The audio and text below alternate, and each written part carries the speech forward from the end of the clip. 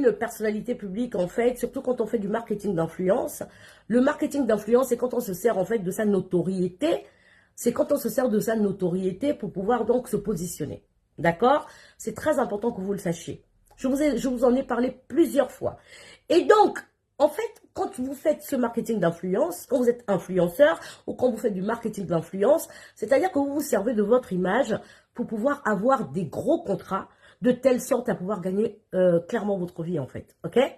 Et donc, pour qu'on vous sollicite, pour que les entreprises, en fait, vous sollicitent, il faut absolument que vous ayez une chose qui est très très pertinente, c'est le taux d'engagement, le fameux taux d'engagement. Il faut que vous ayez beaucoup de personnes qui vous suivent, mais surtout beaucoup de personnes qui soient capables d'acheter ce que vous recommandez. D'accord? Voilà, ça vous l'avez compris. Mais avant ça, pour que les entreprises vous sollicitent, il faut que vous puissiez travailler sur votre image en fait. Il faut que vous puissiez vraiment travailler sur votre image. C'est pour cela que j'ai toujours insisté depuis l'année dernière. Je vous disais que la e-réputation est très importante. Pourquoi? Parce que la e-réputation, en fait, c'est ça qui fait que, est-ce que vous êtes un bon influenceur ou pas, en fait? Est-ce que votre réputation est entachée ou pas? D'où le fait de mettre l'accent sur son image de marque. Voici l'importance, en fait, de travailler son image. Pourquoi? Parce que c'est ça qui fait que, une fois que vous avez bien travaillé votre image, vous avez bien structuré la chose, vous allez voir que ça va couler de source, en fait. Pourquoi? Parce que vous allez générer, en fait, énormément de temps d'intérêt autour de vous, de manière très positive. Et puis, surtout, vous avez une relation respectueuse, bienveillante avec vos followers. Bonjour Mémissi, comment vas-tu? Vous avez une relation bienveillante avec vos followers. Pourquoi? Parce que c'est ça qui fait que le taux d'engagement soit réellement sérieux, en fait. D'accord? Voilà. Donc, une fois que vous avez fait ça, c'est pour ça que vous allez voir que beaucoup d'influenceurs arrivent à gagner leur vie. Ils ne gagnent pas leur vie parce que, voilà, ils gagnent leur vie parce qu'ils ont su se positionner. Parce qu'ils ont su, en fait, travailler leur image. Mais lorsque votre image est entachée, lorsque vous avez une communauté qui ne suit pas, en fait, vous voyez ce que je veux dire?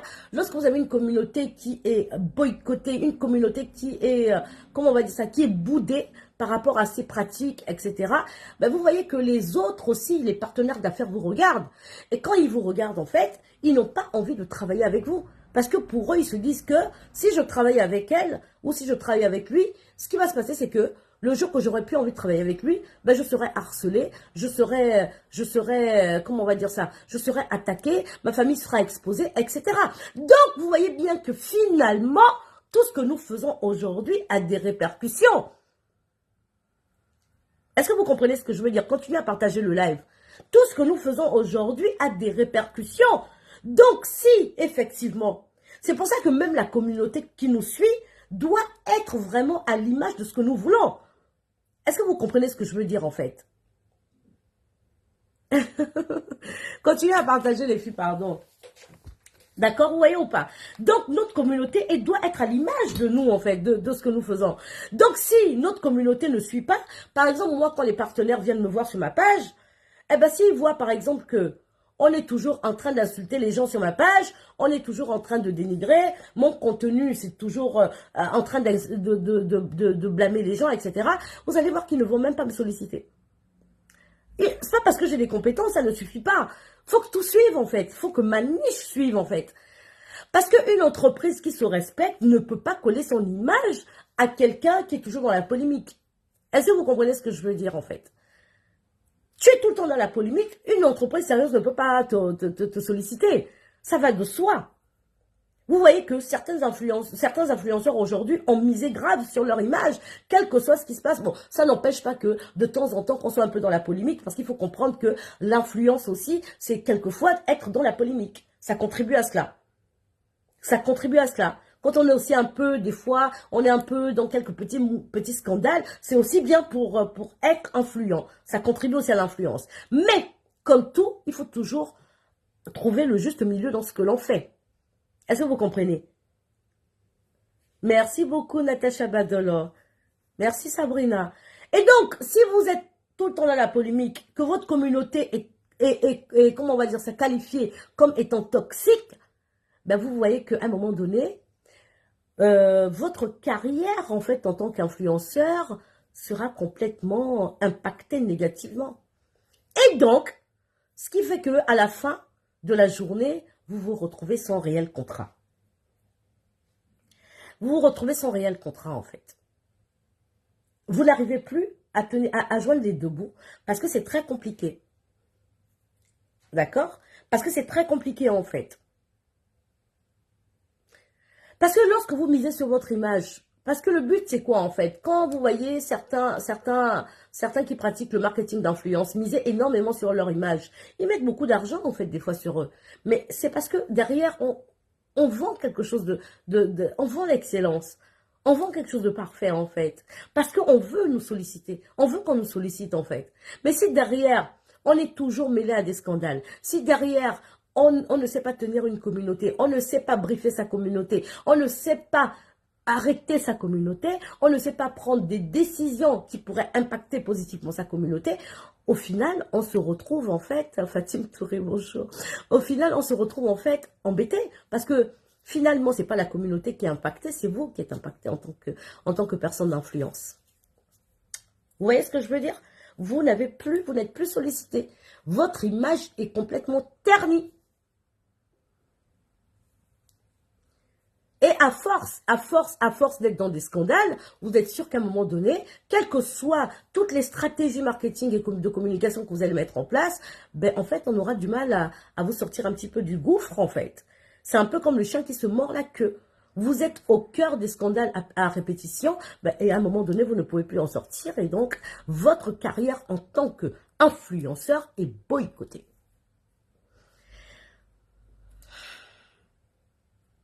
Voilà. Est-ce que vous avez compris ce que j'ai dit?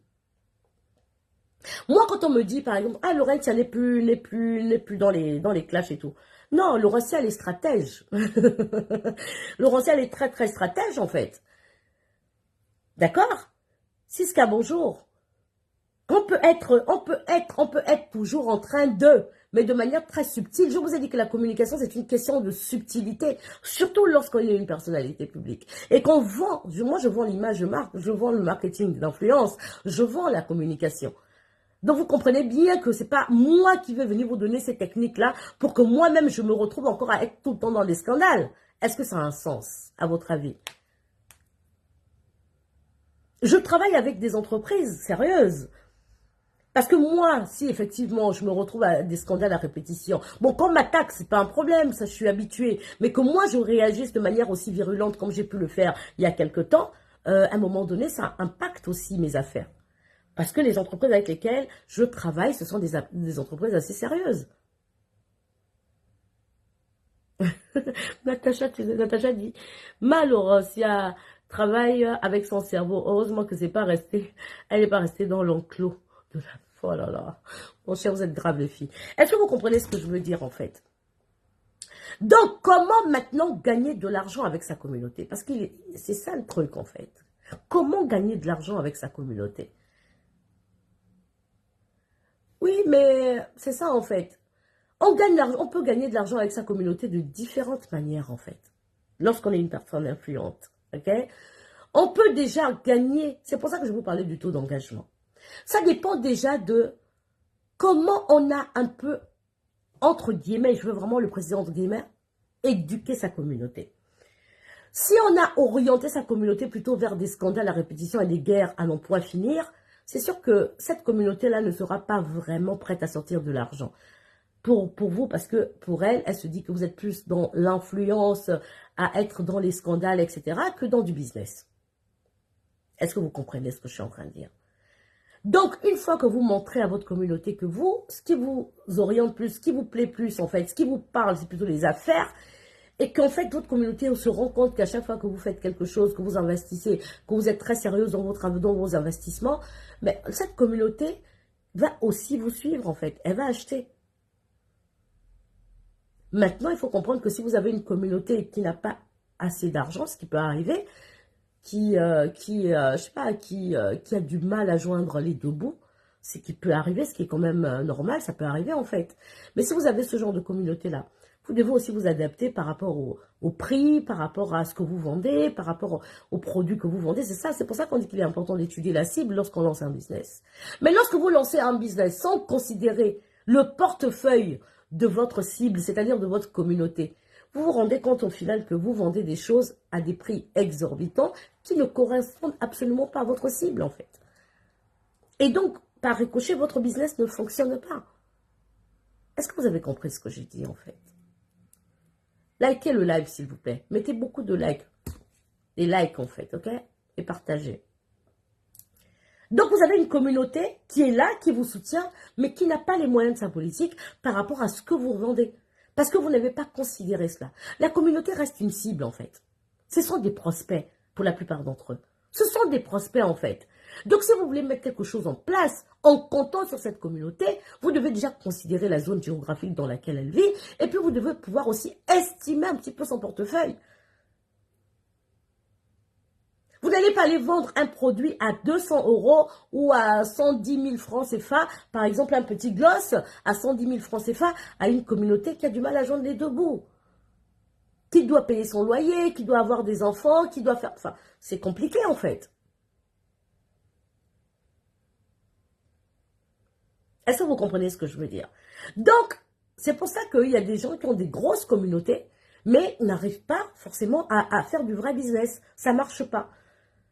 Parce que c'est des personnes qui n'ont pas pris qui n'ont pas eu le temps, qui n'ont pas pris le temps de faire des études de marché, qui n'ont pas eu le temps d'étudier leur cible, qui se sont dit « Ah, j'ai une grosse communauté, ça veut déjà dire que je suis riche. » Pas du tout, c'est pas comme ça que ça marche. Il y a des personnes qui ont beaucoup moins d'abonnés, mais qui font des chiffres d'affaires de malades en fait. Est-ce que vous comprenez? Parce que leur communauté est réceptive. Parce qu'elles ont pris le temps d'étudier leur communauté, c'est-à-dire leur cible en fait, leurs prospects. Donc, elles proposent des produits selon les moyens en fait. Et c'est ce que nous avons fait d'ailleurs chez la Holding Lebel en fait. Nous avons créé une gamme en Afrique. Et on s'est adapté, on a pris du temps avant de sortir cette gamme. On s'est adapté au portefeuille de la ménagère. C'est pour ça qu'on arrive à vendre des produits de qualité à moindre coût. Est-ce que vous comprenez ce que je veux dire? Chacune de tes paroles est empreinte d'une grande profondeur intellectuelle. Tu as amusé l'intelligence la duchesse de Sabrina. Oh, merci mon amour Sabrina. Merci chérie. Mon cher, je paye les frais. J'ai l'impression que je ne connais pas des pauvres rouges. Donc voilà en fait. Vous voyez ce que je veux dire? Donc adaptez-vous à vos communautés. Adaptez-vous à votre cible. Un business, ça se construit. On fait une étude de marché. On prend le temps de tout analyser. Est-ce que vous comprenez ce que je veux dire? On ne fait pas un business par émotion. On ne fait pas un business parce qu'on a l'impression que ça va donner beaucoup d'argent. Je vous ai dit dans une de mes capsules que le business, c'est vous qui... C'est pas, en fait, c'est pas parce qu'un business est rentable qu'il va l'être forcément pour vous. Attention, hein. Il faut prendre le temps d'étudier sa cible. C'est ça le truc, en fait. Parce qu'une fois qu'on a bien travaillé sa cible, on peut pouvoir gagner de l'argent avec sa communauté. Parce qu'on répond à une demande, en fait. Parce qu'on sait, par exemple, que chez Brigitte Skin, nous, notre gamme, par exemple, nos gammes, je crois que la gamme Nature C, elle ne dépasse pas 140 €, hein, elle doit être à 120, 130 €. Et pourtant, c'est une gamme de qualité. Mais parce qu'on sait aussi, d'abord, on s'est posé sur la cible, en fait. On a regardé le portefeuille de nos clients. On s'est dit, oui, ça peut aller. Il y a une vraie demande et on peut s'adapter aussi à leur portefeuille.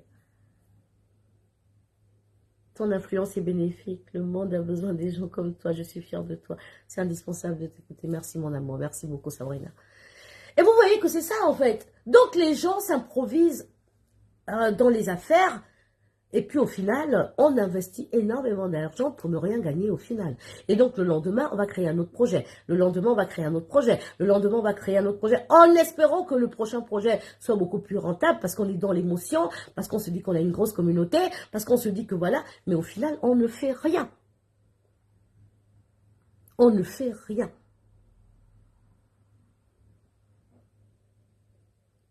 Un business, pour qu'il soit rentable, il faut au moins qu'il ait tourné pendant 2 ans. 2 ans, en fait. On ne peut pas mettre un business en ligne, c'est-à-dire en place, et quelques semaines après ou quelques mois après, on en met un autre. Mais déjà, c'est compliqué, en fait. On ne sait pas. On ne sait pas vraiment comment vous situer. Est-ce que vous comprenez ce que je suis en train de dire? Vous devez vous concentrer. C'est de la concentration. Ça demande énormément d'efforts, ça demande énormément de communication, ça demande énormément de marketing. Il ne suffit pas de dire que...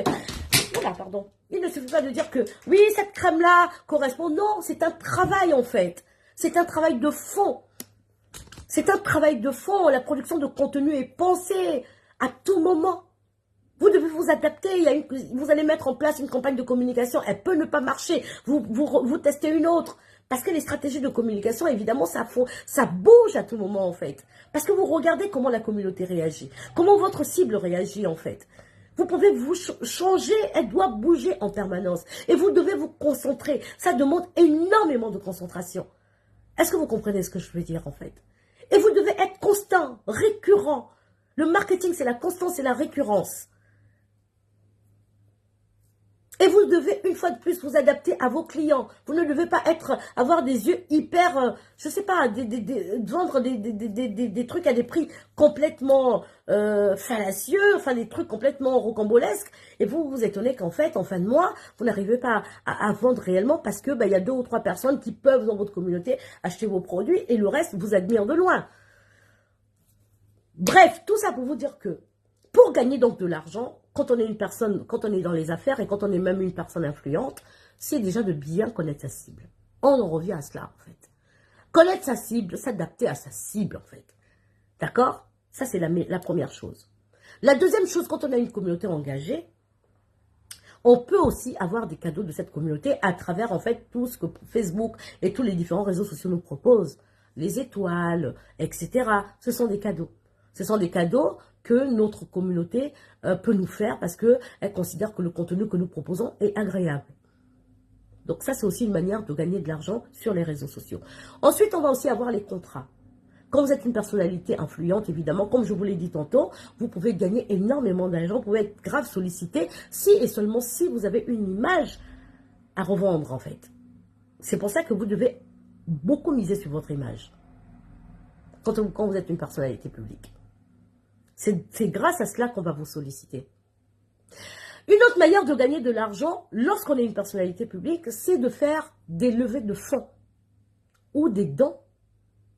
Est-ce que vous comprenez ce que je suis en train de dire? Vous pouvez impliquer votre communauté à faire des levées de fonds. Vous avez un projet commun, par exemple un orphelinat, un projet associatif, un projet social, un projet humanitaire. Vous pouvez inclure votre communauté parce que le projet concerne la communauté. Mettez-moi les cœurs, s'il vous plaît. Je ne vois plus vos cœurs. Et partagez-moi le live. Dès lors où vous impliquez votre communauté dans vos projets, vous êtes sûr que, effectivement, vous pouvez vous permettre, en fait, de demander à votre communauté. Si demain, vous ouvrez un orphelinat, vous avez envie de faire un don à Nadège, bonjour Nadège Mengue. Vous avez envie de faire un don à des personnes démunies, vous pouvez inclure votre communauté. Parce qu'il s'agit ici d'un intérêt public, en fait. C'est un intérêt qui concerne et vous et votre communauté. La communauté se sent impliquée, sans pour autant exiger un montant. Ça reste donc de la subtilité. Dans votre communication, on va capter non seulement de la bienveillance, parce que vous vous souciez des autres. Dans votre communication, on va capter donc de la bienveillance, on va percevoir de la bienveillance, on va également percevoir de la subtilité. Si cela vous intéresse, si ce projet vous intéresse, le fait de venir en aide aux femmes démunies, écoutez, joignez-vous à nous. Nous avons mis une cagnotte en ligne. Ça sera intéressant que chacun d'entre nous participe à hauteur de ses moyens. Donc, c'est ça, c'est ce qu'on appelle la communication subtile, la communication commerciale. Vous avez compris ou pas?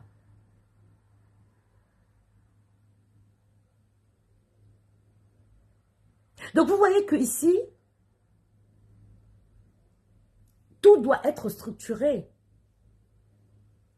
Mais par contre, lorsque vous venez vous adresser directement à votre communauté en disant que j'ai un projet personnel, j'insiste bien, et je mets l'accent sur le personnel. J'ai un projet personnel et je voudrais que ce projet personnel soit financé par vous à hauteur. Là, ça frôle. Voilà. C'est une grosse erreur de communication.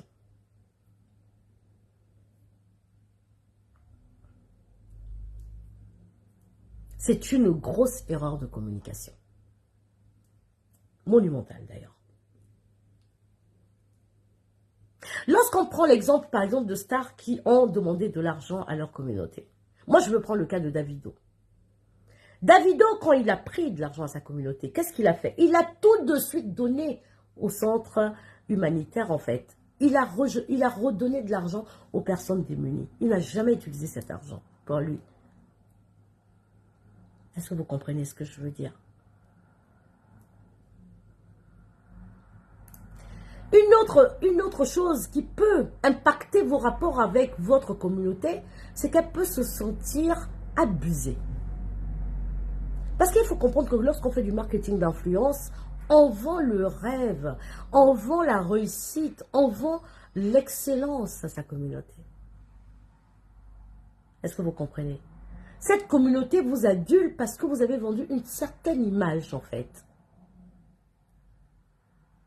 Donc, lorsque vous venez solliciter cette communauté qui se voit, qui rêve à travers vous, qui rêve à travers vos contenus, qui rêve à travers votre histoire, qui vous adule en fait.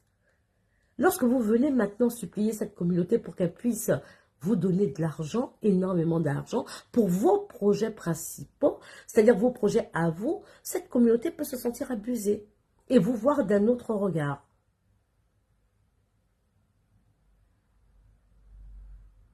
Je rappelle que la gamme que j'utilise, donc c'est la gamme Glow Intense. Hein, j'ai même perdu mon truc ici. Mon Dieu! Hein, je utilise donc la gamme Glow Intense de Brigitte Skin Paris. Je vous ai mis toutes les informations au-dessus de cette vidéo.